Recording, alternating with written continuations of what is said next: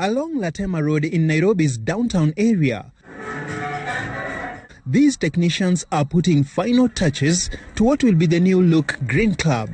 It is part of measures that bar and restaurant owners in the country are implementing as they seek to ensure social distancing rule is applied. A similar exercise is also underway at the iconic Sabina Joy, next to Ambassador Hotel along Nairobi's Moi Avenue. Tumekuwa tumeongea na serikali na wamekubali. So wakatuambia chukueni tu outlets mbili.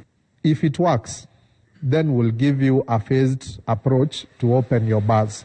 The East African Breweries is spearheading an initiative that will ensure bar operators implement safety protocols at work.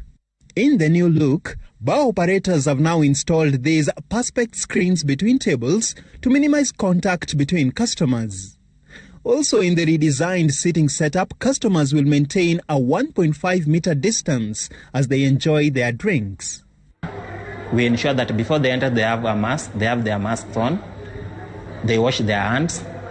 For now, the initiative is targeting outlets in urban centers to install the necessary hygiene kits, which will enable them comply with COVID-19 protocols. EABL is implementing the exercise under the Raising Bar initiative.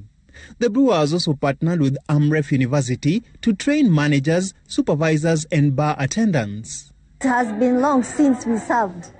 So labda hata zingine tumesahau. So we let them know. We are going to increase awareness like we are doing today, training you, giving you the correct information.